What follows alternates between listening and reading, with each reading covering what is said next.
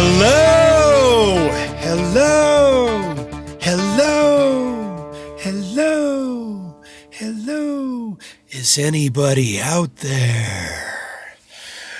How you doing, Chris? I'm doing good. I'm doing all right. That was a nice tip of the hat to what we're going to talk about today. I hope so. That was obviously a little bit of a riff to Pink Floyd, right? Yes. A little callback to the masters of the wall. Yes, but I think that's beginning of Comfortably Numb, right? Yeah. I believe so. What are we talking about today then? Pink Floyd? No, we're not doing a deep dive into the production of Pink Floyd, although that would probably be a really awesome episode. That would be really interesting, at least to me. Yeah, I think so. We're talking about delay. Yeah. The use of delay. Delay and echo and all the different words we have for that. Yeah. Yes. Absolutely. And we're also trying something slightly new today. We are. Should we clue people in on it? Do they we'll care? Clue them in later. We'll talk about it after it's already been done. Make sure it's worked. Make sure it works. Yeah. Yeah. Very cool. So, how's your week going? First, before we dive in. Actually, you know what we should say? We're not taping this on Christmas, but this will be released on Christmas Day. So, Merry Christmas, Jody. Yes, Merry Christmas to you, Chris, and Merry Christmas to everyone out there in Inside the Recording Studio land. Thank you very much for listening to this episode. Probably not on Christmas Day, but at least around the Christmas time, if you're listening to it.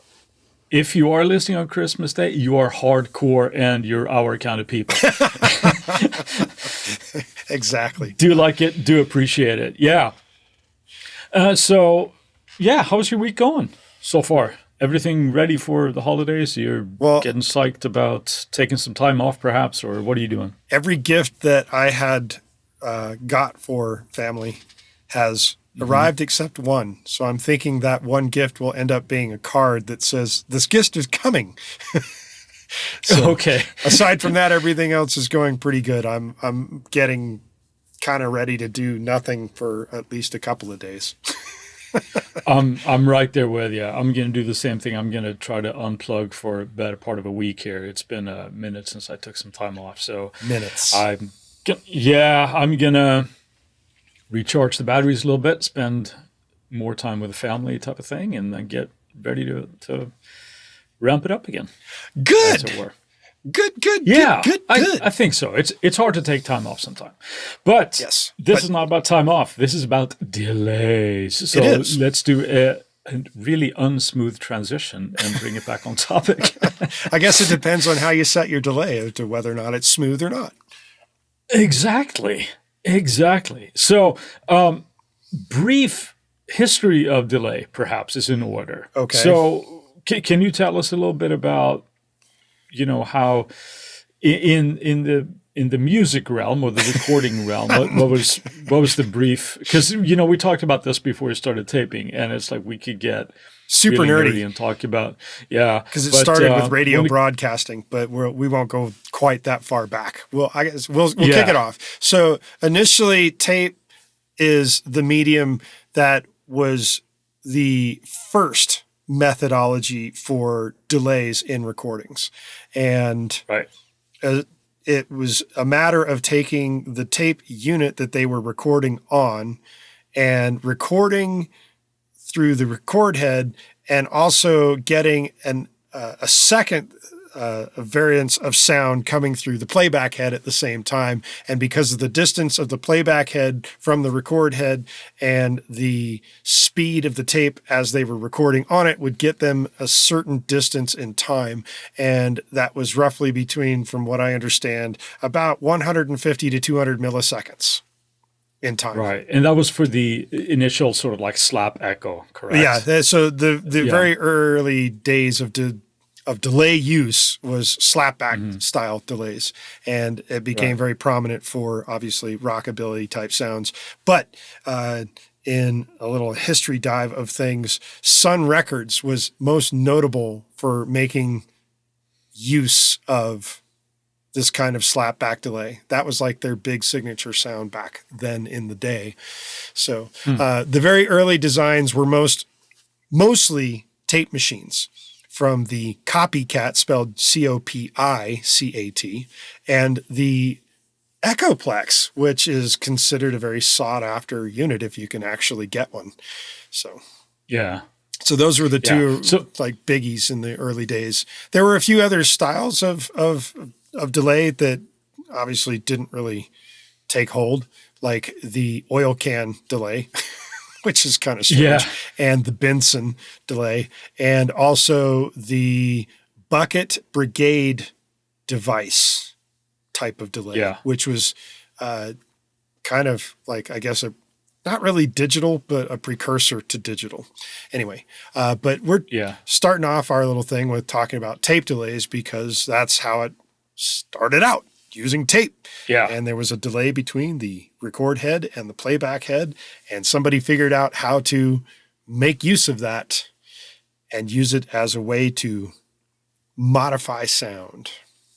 Yeah, make it sound nice and different and all this kind of stuff. Yes. It is obviously we all know what it sounds like. You know, some people refer to it just as echo, but it is delay. We're delaying the signal, and it's a sound that we all know what it sounds like and how it can add space or just effects to whatever it is that we're doing. So today, obviously, we have not only digital delays, but we also have a lot of digital emulations of old classic machines, hardware boxes. Yeah. So different, but we're not going to go in so much to that. But I suppose it would suffice to say that all of these different types of delays will have a slightly different sound. And just like when we talked about, a couple episodes back about reverbs, it's different flavors, and it is just whatever suits what you're trying to get that sound, I suppose. Sure. Well, in terms of the delay thing, it comes down to what you want that delay signal to kind of sound like. And tape has a certain quality to its delay functionality, and digital can emulate the tape if you're doing the quote, as you said, emulation of classic hardware, but also the digital, which is essentially you take the exact copy into memory or RAM or samples or however you want to do it digitally speaking. And then you can either alter it in some way, shape, or form before you spit it back out, or you just give it a slightly lower volume or more volume or less volume, and you just push it back out the exact same way. So that's the beauty of digital, is it's very, very sound accurate, I guess would be the same way, or the way to say it, sound accurate of your original source, whereas tape is always going to color it no matter what happens. Right. And it can do so obviously in very pleasing ways if that's what we're going for. Yes. Right? So, yeah. So moving on to sort of general thing here, when we're talking about delays, whether it's in hardware form or in these days, more often than not, perhaps in software form, or even, stomp boxes for guitar players, this kind of thing. Yep. But what kind of controls do we generally have, Jody? Maybe we should go over that real quick. Well, the most obvious control, especially in modern technology terms, and whether it's a stomp box or a plug-in, or, well, you still have it on the hardware, but they generally aren't as precise, and that is delay time, or temp, the type, how long you're going to delay the signal for. And generally speaking, they'll do it in one of two ways, especially digitally. And that is, they'll either sync it to the tempo that you've set your DAW session to, or you can sync it via the amount of milliseconds. So, generally speaking, if you had tempo sync is going to work in such a way that it automatically calculates the milliseconds for you, so you don't have to have like some sort of millisecond chart next to you for the tempo that you're playing at. Right. Yeah. And just, I think we've alluded to this in older episodes and things, but just the formula for that, if somebody is curious, is to just take 60 and divide it by the BPM, right? And that will give you a millisecond value, and that would be the quarter note, and then you'll just take it from there. But as you mentioned also, there are lots of like charts and things online that you can just look up with the amount of delay time and what is. But that's the formula. Correcto. Yes. Then usually, once you've got your delay time set, you get the number of repeats you want, which they normally call feedback. Yes. Yes. Yeah. So that could obviously be going longer, fewer. Like you said, in slap, it would generally just be one repeat. Yes. That would kind of coming back at you. But, in the case of hello, hello, hello, it's a few more. Multiples. Right? Yeah, that's and they also have a fading volume as it goes out. So. Yeah. And you can even do, that's, the old effect that some guitar players used to do in their delay boxes. Like if you keep the feedback long enough, sometimes the delay can even start to sort of self-oscillate, like when it just kind of feeds back into itself and the loop. But when we're talking about strict repeats, that's just how many echoes essentially that you want to have. And that's something that can be, you're probably best off listening to the song and the tempo, how much space you have, or just if you have a value, I want this to repeat X amount of times, you can do that. But listening to the tempo of the song or the production can help greatly with that as well, obviously. Yes.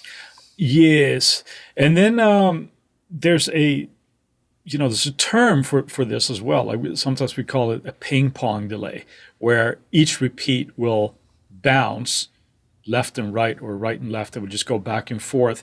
But some controls besides that tends to be more an on or off thing, right? You either have a ping ponging or not. But sometimes you even have a control of the stereo width of the repeats, how wide that delay is going to be. Obviously working only in stereo, right? But so that's another control. And lastly, Jody, what do we got lastly? Filtering is often found on man, I'm going brain dead. Sorry, it's filtering, and it has, not every delay has this, but a lot of delays do. And the idea of using filters is to set the sound apart from the original sound. So if you're not using a filter, you're going to get an exact replication of the original sound. If you are using a filter of some sort, whether it's a high pass or a low pass filter or something that actually comes built in with both high pass and low pass filters, you can filter out a bit of the signal as it's repeating so that it's got a different character to the original tone of what you have decided to run through the delay. Yeah. And that's something that once I got kind of clued into that, I realized it was one of those things that, why have I not been doing this before? Why do you say that? Please tell. Well, because I realized that, let's say if you have a really dense mix and you're now having or adding a lot of delays into this, it can just kind of smear your mix and have a lot of buildup in the low end or the high end. So filtering out a bunch of low end from your delay, from your delay return, can free up a lot more room in your mix, sure, as well as making that delay sit a little bit better. Yeah. And equally as important, I think, is to filter off some of the highs if it's suitable for the track. And generally, I find that the more you filter the extremes, the more you can actually have the level of the delay come up in your mix, because it can just fill up it, but it doesn't take over the mix, and you don't get a lot of those annoying sort of like sibilances perhaps in the high frequencies of the delay return. I actually did a Tuesday tip for that a while back. Yes, so if you haven't seen that, go and check that out, where I show that. And I believe I did an example where it was one of tunes that you and I had done together, where we just showed we had massive vocals, and I think it was one of the cover things that we did. So go check that out. But do you ever use your EQ on your delays? That's a rhetorical question. I know that you do, but can you expand on that a little bit, perhaps? Yes, I do use filtering. Most often, I will filter out with a high pass filter and a low pass filter, just to kind of give it a sound somewhere in the middle where it's not chewing up too much of the high end spectrum and not too much of the low end spectrum. And often it's because the delay in and of itself is more for a thickening thing or meant to be very subtle and not overbearing. And usually when you start running the high and low pass filters on your delayed signal, it really kind of moves it to a background relevance for me. If it's a foreground thing, I'm not doing that, but it's definitely something that I do for background and subtle values of of delay using EQ. And if a delay that I'm using doesn't have EQ and I need that, I will throw an EQ right on behind it. That's right. To do that. So those are the general types of controls that we will see when and we can dealing with EQ. Obviously tailor a lot with that kind of stuff. That with just those simple controls, we can do a lot of good or a lot of damage, as it were, if not used carefully. So you inflict damage on your sounds? Oh, that just sounds so painful and so interesting at the same time. I piqued your interest, huh? Oh, yes. Well, especially when you said dense mix. So I was going to make a joke for a brief moment while you were doing it, and then I decided against it. Sometimes people will say, dude, you're dense. It means you're stupid. So I was thinking, you're going to do this on a stupid mix? Well, I try to do anything to make it even less stupid on any mix, right? Right. So, yeah. Bad joke. Bad Jody, bad joke. Hey, come for the info and stay for the bad jokes, right? Delay is one of those things that, to me, that I think, not just me, but most of us kind of put that into the category of spatial effects, where you throw reverb in there as well, and it can just create space and give you a sense of hugeness or bigness, or one of those adjectives that are so popular today to add to your signal, right? Instead of that sort of really dry, in your face type of sound, it can create this vibe around the space that you're trying to create. Yes, and in speaking of bigness and space and vibe and that kind of thing, let's take a moment for a word from our sponsors. Now, let's get into the uses of these things. So tell us how you start to use it. What's the point? Well, I don't know. What's the point of any of this, really? You feeling that despondent in front of Christmas? Come on. No. The first thing that there's two things that jump to mind, I think. Being a guitar player, obviously on guitar. You don't say. I do say. You don't play guitar on keyboard or on banjo or something?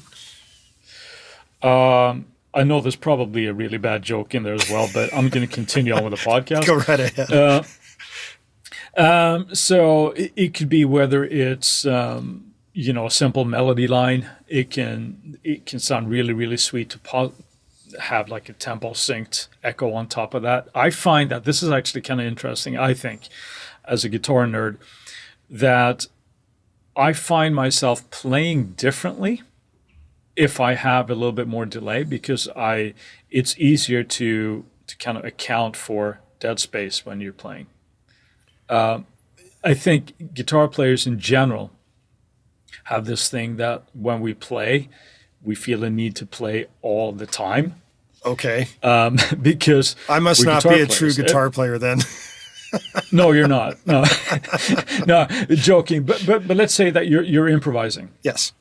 And if you have a little bit of delay on your signal, it's easier to let the playing breathe, because you have that effect sort of like filling in the gaps for you a little bit. Sure. That's just me. And I think that's partly a psychological thing. But we're all about creating vibe and a feeling and emotion when we're mixing or recording music. So that's one where I think it's always applicable. The second application would be obviously for vocals. Mm-hmm. Again, where it doesn't necessarily have to be very heavy-handed, but again, you can create these nice effects where you can just make things sound sweeter, adding a little bit of a rhythmic effect, or it could be echoes on at the tail end of a phrase or something like that. But that's where I tend to use it first, just to make something sound a little bit nicer and give it nicer, that space. sweeter, fuller. Is that what you're trying to say? Yes. All of those big, juicy words. Yes. Big, juicy words. Yes. Yeah. What about you? In terms of my delay Your use? application. Yeah. Well, I find myself using delays more often than not, mostly on vocals. And when I'm doing it with a strict purpose of creating a foundation for the vocal to sound more solid, beefier, I guess is a good way of saying it, especially when a singer is thin sounding. Using delays in very, very short quantities helps to fill in their I guess fill in the spectrum, I guess is the best way of saying it, so that it just has a fuller quality to the vocal when it's needed. So you took more of a tonal quality, maybe. Yeah. Even as, okay. So I'm using it kind of as a tonal quality to enhance a voice. And usually that's done with very short delays, very, very short delays, so that you don't hear so much the delay as you feel the effect that it's giving the voice, is the best way to say it. Once in a while, I will actually replace reverbs on certain instruments using delays. Sure. To also enhance the spatial quality of what's going on, as you say, to kind of help it make it sound nicer, but without washing it out in reverb. But it's not a constant thing. I don't do it all the time. I just do it some of the time. So when you're describing the delay usage, you said that to fill somebody out, are you talking about creating almost a doubling effect there, where you have like a very, very short delay? Yeah. So but you don't hear it as doubling so much as you just notice that the voice just sounds more there than there. more. There's more there. There's more there in that. Yes. So you're talking at this point, you're probably talking, I don't know, 30 milliseconds? Yeah, it's very minor. Yeah. Very, very, so very it's small even less distances. than yeah. Do you ever pitch those as well slightly, or do you? It depends. So if I'm using it in a stereo fashion, then yes, I will probably pitch one side up a little bit and one side down a little bit, just to kind of smear it a little bit. But I don't do it a lot unless it's like really wanting to get into the realm of chorusing, but that's a whole different episode right there. Yeah, because that's the old, that's like the John Lennon thing, isn't it? Having that doubled, because it's odd, but I've heard that, people say that he hated his voice. Oh. And, so imagine like you're John Lennon and you hate your voice. Just imagine, I can't say that I know. Imagine how. I've not figured that out. I did not know that. I've just learned something new today. How about them apples? Yeah. How about that? Yeah. Yeah, no, imagine how successful he would have been if he liked his voice. Yeah. So, yeah, but that's an interesting use. And that is actually just another use of delay, obviously creating that space and like you mentioned, that the doubling effect there can just make something sound beefier, and that's not the use that we think about most of the time when we think of delay, because at least me, I think of delays as we have this long echo, but there's a lot of creative uses that we can do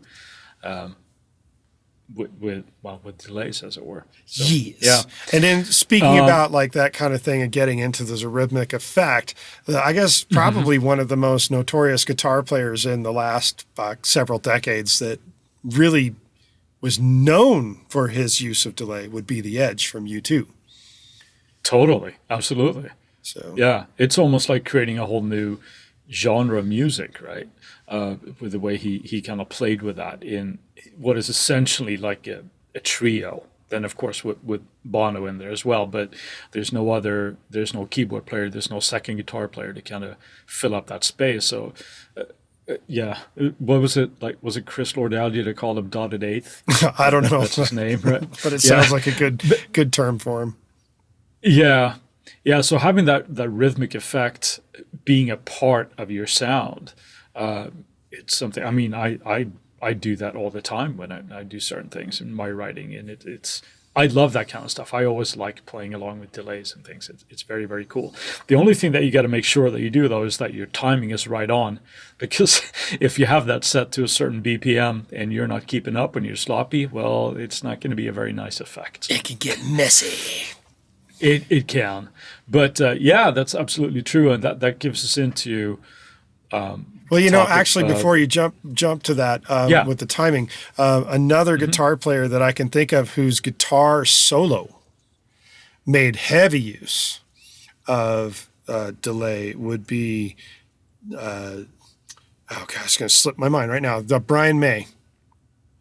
Brian May had was it Brighton Rock or whatever that was is it Brighton Rock or is it just his guitar solo? I can't remember, but he made excellent use of doing delays where he'd play over himself in harmony as it would roll in like what do they call cycling kind of fashion, so to speak, and he would create chords based on how he was playing notes kind of thing. Yeah. Yeah, no, I mean, so this would have been for his live solo spot. Then, yes. Is what you're talking about, right? Yeah. Yeah, because, I mean, he's, I think still the reigning champion in guitar layering, right? with the way he had everything going on there. Another, I thought you were actually going to bring this up, but would have been Eddie Van Halen in Cathedrals. Yeah. Yeah. Even Satriani is a master of using delays too. Yeah. So, yeah. I think also really guitar nerding here, but what is it? Nuno Bettencourt. Yes. On Flight of the Bumblebee. Or actually, Flight of the Wounded Bumblebee. Yeah. Is that what he called it? The Wounded Bumblebee? Okay. Yeah. Flight of the Wounded Bumblebee. Yeah. Yeah. Because it is a similar effect, but it's not that piece, right? So, yeah. But anyway, that's guitar nerding. So that's. Let's move on. Let's move on, shall we? Talking about we talked about the formula anyway for figuring out the BPM. For most of us these days that are working with a DAW, it can be done right for us, and it's nice and laziness. Yeah. Now, one interesting thing, though, that I should probably touch on that I've discovered in the past was when I've done mixes where it hasn't been played to a click.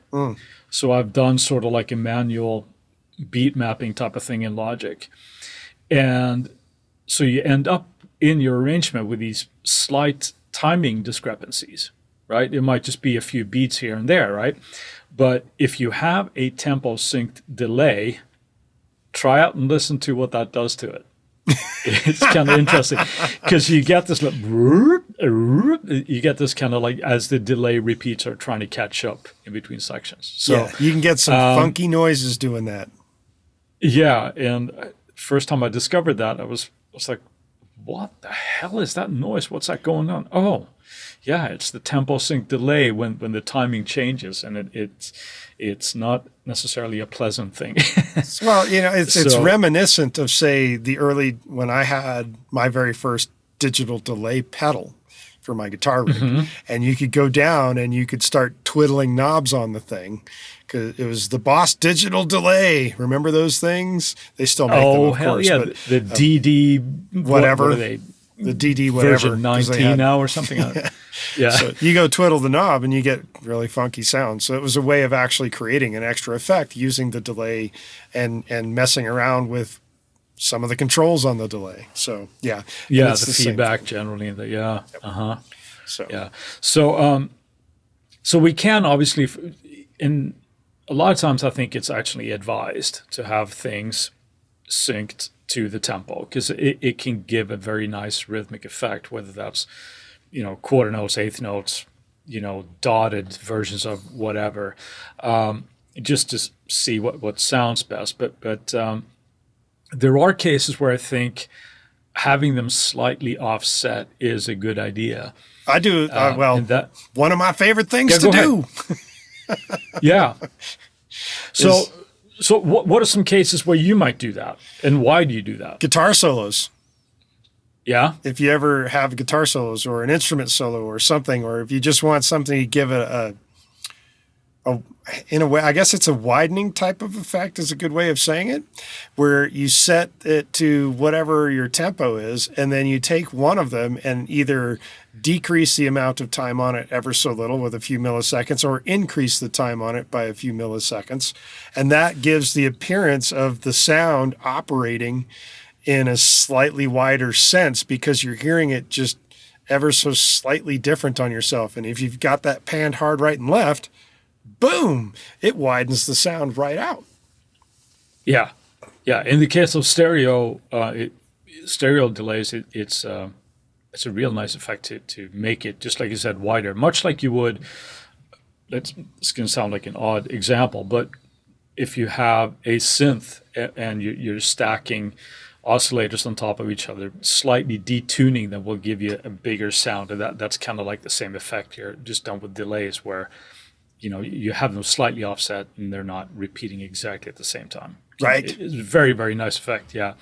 And I think even if you have, let's say that you're just running, it's not necessarily a stereo delay, but if you have, again, on, let's say, guitar solo or keyboard solo or whatever instrument solo, to slightly detune that from, or not detune, but offset it from the tempo of the song, can actually give it a little bit of a different space, and it can come forward a little bit more, as opposed to it being just in sync with the whole arrangement. It also gives it a different feel to the groove, which is the more important thing to me. But that's just right. But we're talking about, or I'm talking about anyway, slight changes here, right? Yes. So I'm not talking about going from 400 to 550. We're talking just a few milliseconds here and there. Yeah, and it can just make it sit a little bit better there. So those are all great techniques to use, but then, of course, the ever-present question is, well, how much or how little are you going to use? And like everything else, it's easy to overdo. But I know what you would say probably is it's content dependent. There we go. How far in are we? You'd say it too. I'm not the only one. No, I would definitely say it. But it depends on what we want to do, right? And just like with reverbs, I think it can be tempting to overdo them. Cook that thing too long. Make it too loud. Yeah, and it's just taking over, because it's like, again, like reverbs, it can sound very exciting. It's like, oh my God, this sounds really, really cool. Can you hear all the delays going on forever? And we talked about that 11-second reverb that one time, right? Oh, yes. But then you got to fit it into a mix. And so sometimes a little bit goes a long way, I think. Unless you're doing like the edge thing, where you're playing along with the delay, right? And it becomes part of it's the part that's written for it. Then you need to obviously balance that out. But the same thing there, you want that to sit just right for what it is that you're trying to do. But of course. Yeah. So what are your methods for when you making those sit? Do you have any kind of tips and tricks that you tend to do to make sure that you're kind of in the ballpark? It's called filtering. Filtering and time. Yeah. So, but all joking aside here, do you tend to reach for, when you're trying to make something sit, like a delay return, would your first go-to remedy sort of be to filter it, or as a level of the return? Well, the bigger thing most of the time to get it to fit is the delay becoming a part of the sound, or is it just being something used as a texturizer to the part in the mix. And that sounds like I'm saying the same thing, but I'm really not. And what I mean by that is that sometimes I'm using a delay to literally have the signal and have the signal again and have it maybe just slightly lower in volume. However, if it's a texture that's being used, more often than not, I'm not using it with the same volume, and I'm definitely filtering the signal. So I'm bringing the volume down dramatically, and I'm filtering the signal from the high and the low filters so that it becomes this texture piece in there and not something that is like, oh, hey, check out this delay that I threw on this thing because it's there. So I use delays more often than not to be a texture, not something that's supposed to be easily noticed, is the best way I would say it for me. But there are times, though, when that delay is there and it's there on purpose. If I kind of go back to my first big-time live rig, when I had this Ensoniq multi-effects unit and I had the ability to put effects on a left side and effects on a right side. Was that the DP1 or the DP4 that I can't remember. Yeah, it's like the DP4 or something. I had one. I still have it, actually. It's sitting in storage. Use it all the time. Use it all the time. I did back then. I don't know. So I still have it. It's sitting in a rack in storage. But I had this, I had my live rig that was split up into left and right channels. And I even had my power amp that ran the cabinets for left and right split so that I could actually turn the left or the right side on or off in the middle of whatever I was doing. Because I was notoriously geeky and kooky like that because I wanted to do certain things that sounded like delay, but I was actually playing them. So, but I would sometimes set up a delay on a left side and then maybe some kind of weird chorus or flange on the right, which is an entirely different effect. But just to give weird depth to something that I was doing. Do I do that all the time now? No. But I have that background. I could certainly pull it out of my bag of tricks. So it's true. I've been nerding out here the last month or so, because I have a really soft spot in my heart for all the session players.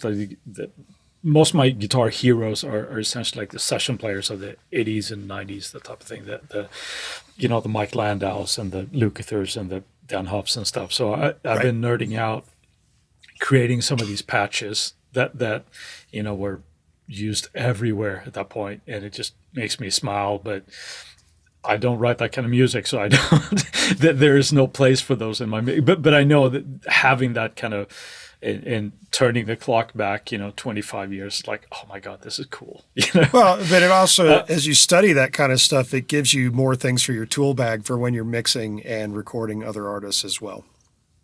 Absolutely. I think that's a very good point, Jody, because I think it's easy to sort of dismiss stuff because it might have been a gimmick in whatever decade, but there's something that we can always pull out from that, right? And we're seeing that, in the 90s, everybody talked about how plasticky and fake sort of like the 80s were, right? But now there seems to be a certain nostalgia for those kind of sounds again. Well, of course, at least in the last 10 years, we had Katy Perry, who was bringing back the late 80s and early 90s with a vengeance. Yeah.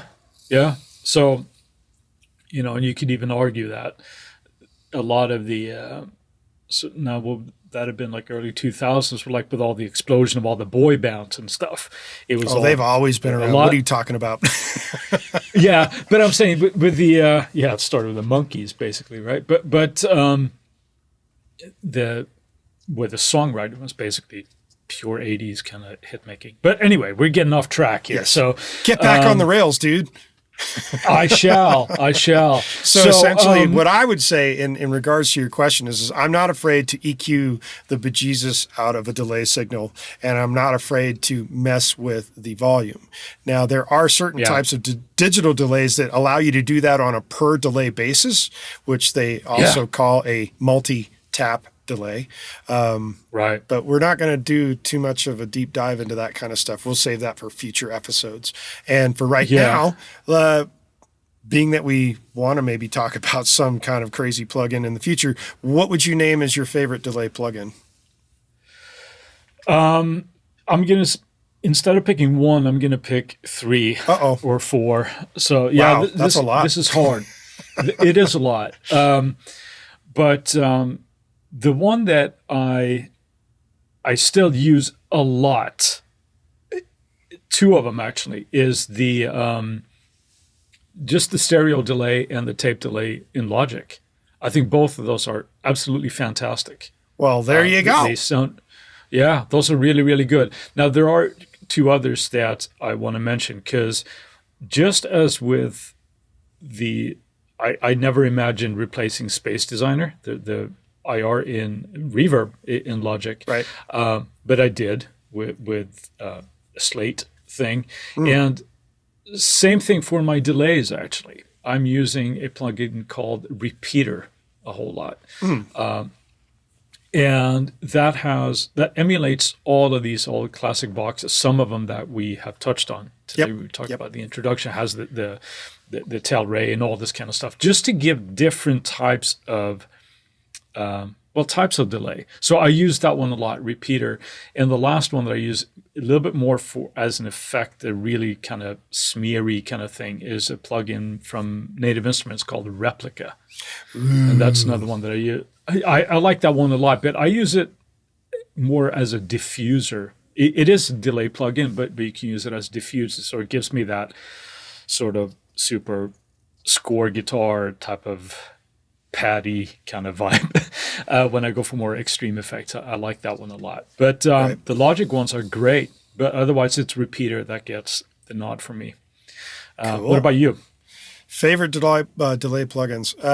Stock things that come in a DAW. Most of them are actually, most of them work really damn well. I'm going to go with you on the Logic ones, saying that the stereo delay, the tape delay, even the what it's called, I think it's just called the digital delay, which is the multi-tap version that gets very, very in-depth in Logic. Is a really I think it's delay. Actually called the multi-tap, but it doesn't matter. But yeah, the Logic ones are really, really good. Yeah. So when I'm working in Logic, more often than not, I'm using one of those 3.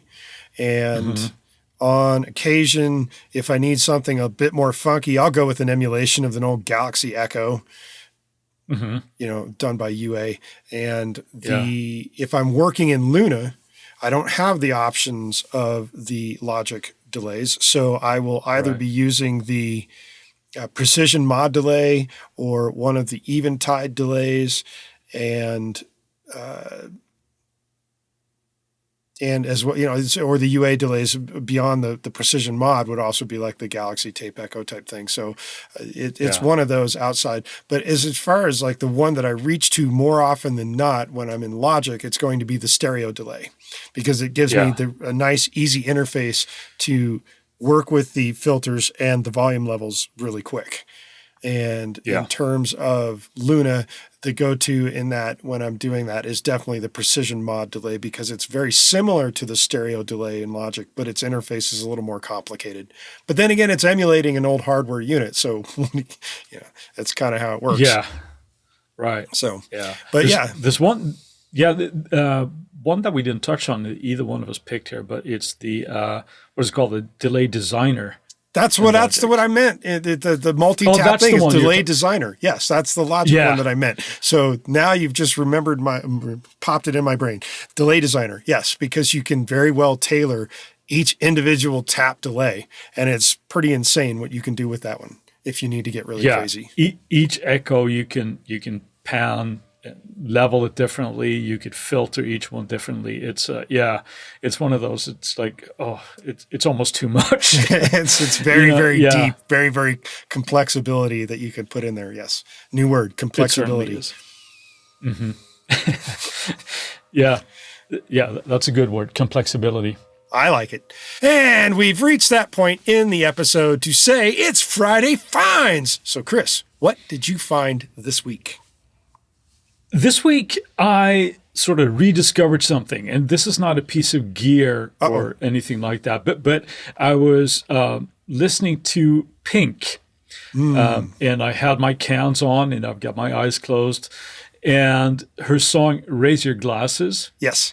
And the thing that struck me with that is, if you really pay attention to all her vocal harmonies that she's doing in that song, it's absolutely amazing to me. I mean, I love Pink. I think her voice she's fantastic. Fucking amazing. Yeah. But it was one of those songs that just like, oh my God, that just imagined being privileged enough to work with somebody like that would just has that kind of vocal range and that talent. So to work with somebody that knows what they're doing. Yes, exactly. Well, I get to do that every once in a while. So, but not with Pink, But it was one of those things. So just like this is just amazing. So if you're not necessarily a huge pop fan or not, don't care. Go listen to that track and just listen to the vocal sound and the arrangement. That is absolutely fantastic. So that's my find this week. Sweet. Or rediscovery more often. What about you, Jody? What do you got? My discovery is a new go-to effect. It is the Tricera chorus. Is the name of this thing, and it is put out by Eventide. Sorry, I was kind of in the middle of a brain fart and a burp at the same time. And I spent a bit of time playing around with this effect over the weekend, and it is insane how good it is. I know I started texting you almost immediately going, you've got to hear this. I mean, it's so clean. It is so cool. It is so good. And every single sound I was coming up with was so usable. It was disgusting. Yeah. No, I agree. It's the best way for me to put it, because it's just like that effect is so good. And while generally speaking in Logic, I would use just the Logic chorus. In Luna, I would generally just use one of UA's chorus effects, like the Studio D, which I'll still use because it's still a great effect, which is based off of the Roland Dimension D. But the Tricera chorus is going to now become the very first chorus I'm probably reaching for ever for the foreseeable future. It is so ridiculously good. It's just like, oh man. It is. And it's making me laugh because it's like so good. Yeah, it's one of those things that just makes you smile. And just like you said, because I'm fortunate enough to have it as well, but the presets, you just start with default. Oh, wow, that sounds great. Okay, what's next? Oh, that sounds great too. Yes. What about the next? Oh, it's like, oh my God, all of them are just like genuinely usable things. Right. And it's not just like, oh, hey, let's show up what this plugin can do. It's actually usable stuff. Yes. So, it's very, very clean. That's a great. It doesn't impart I guess there was a point in time where people would say it doesn't impart its own thing, I guess would be the way to say it. It's very clean. It's just the effect and nothing more would be a good way of saying it. But that in and of itself is its own sound, generally speaking. You could say a lot like the TC Electronics stuff is kind of like that in terms of their pedal effects and everything, is like they have really nice, clean, super cool effects. This Tricera chorus by Eventide is just ridiculous. Because it started sounding so good, I'm like, I started reading the manual because I wanted to know every little detail about the damn thing. Because it was just like, how do I work with this? It's just the quality of what's coming out of that chorus is just crazy to me. So that's my Friday find for this week is the Tricera chorus. It's just awesome. It's just I feel maybe ridiculous. A standalone episode might be in the future for that. Oh yeah. I think there needs to be a deep dive into that thing because it's just man. That's good. That's like I said, it's going to be my go-to chorus for the time being for foreseeable future. It's just awesome. There you go. So now that I've gone off the deep fanboy end on that, I'm going to say that while we have your attention, we would like to ask you to please go to the website and give us a review at insidetherecordingstudio.com/review, or you could just go to insidetherecordingstudio.com and you can sign up for our email list or our mailing list, and you'll get weekly reminders about the episodes that just happened in the past week, about the Tuesday tips, and we'll make sure that you don't miss any future episodes, because why would you want to do that? Anyway, in addition to that, if you send us an email to the email address goldstar@insidetherecordingstudio.com with the word delay in it, you might get something fancy back in your inbox of your email. So if you also have a topic of suggestion for us to pontificate upon. Ooh, good word. Yes. And espouse upon for your listening pleasure, let us know and we will put it into our lovely suggestion box and figure out if we want to talk about it. Now, most likely we will, because we like doing that kind of thing. So in that, we are wrapping this up now. I think we don't need to go with another delay into another delay into another delay. I don't think so. So I'll just say Merry Christmas, Jody. Enjoy Merry Christmas, the rest Chris. of the weekend. Thank you very much. And everybody out there and inside the recording studio land, have a great holiday, or holidays as the case may be for some. We'll see you next week.